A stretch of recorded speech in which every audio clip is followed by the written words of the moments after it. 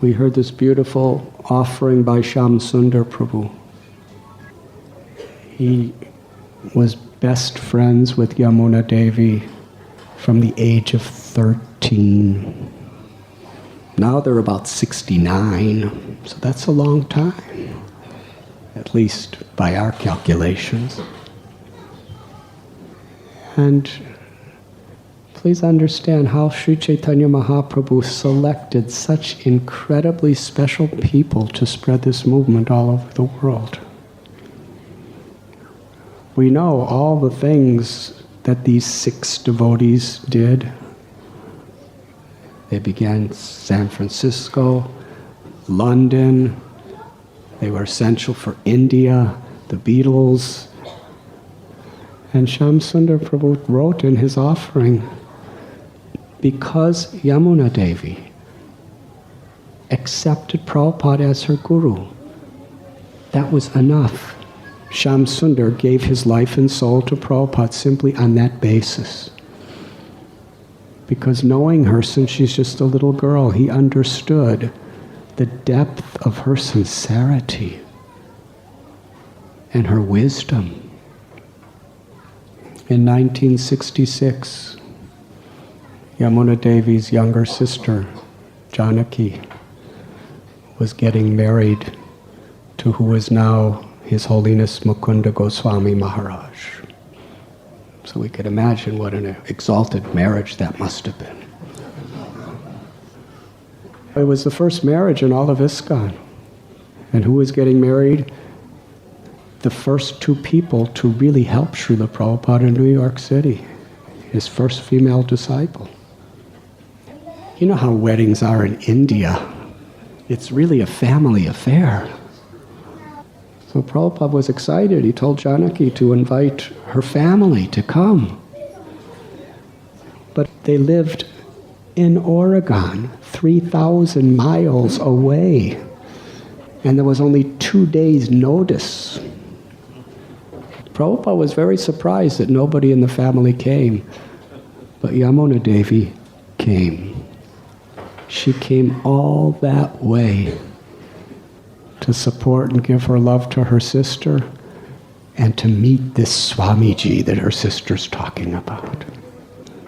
And she came into Prabhupada's personal apartment. And how she describes her first meeting with Srila Prabhupada. He was distributing prasad to some brahmacharis, or whatever they were in those days. And she describes how he was near a window and his body was being bathed and glowing with the light of the sun. It was just beautiful. And he was serving the Krishna prasad. And she was on a very, very macrobiotic special diet. And nothing in the menu was complementary to her diet. And she did not want to eat it. But just to please Prabhupada, because he was insisting, she did. But then he offered her a gulab jamun. For a macrobiotic, eating a gulab jamun is kind of like eating meat. It's just completely against the principles. And she said, no, no, no. And he said, yes, yes, yes. And she said, no, no. Yes, yes, yes. She surrendered and ate the gulab jamun. And then Srila Prabhupada asked her, since it's the duty of the bride's side to prepare for the marriage, and you're the only person in the bride's side, and Prabhupada gave her initiation, so he was her spiritual father, he said, so the 2 of us will cook the whole feast. And he taught Yamuna Devi how to make kichoris. And Srila Prabhupada made about 15 preparations with his own hands for 40 people. And she cooked with Prabhupada. She was in one room and he was in another. He was going back and forth. He was 71, she was about 25. they cooked together from 11 in the morning till 5 at night. And every time Prabhupada saw Yamuna Devi touch anything, he would say, "Wash your hands."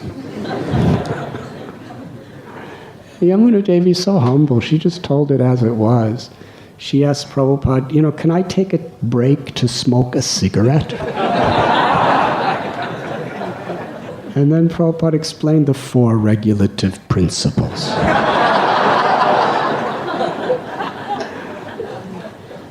And Yamuna Devi, she asked, could I take some water? And Prabhupada gave her water with his own hands. But then he said, we're not supposed to be thinking about eating or drinking ourselves. We're supposed to be only thinking about Krishna's eating. So he was giving her so much philosophy. He was telling her everything practically in the process of just cooking.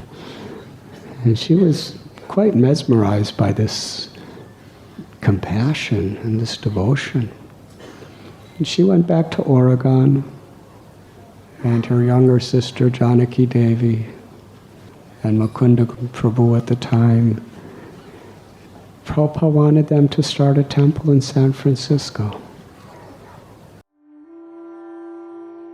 You were listening to Radhanath Swami on devotionalnectar.com.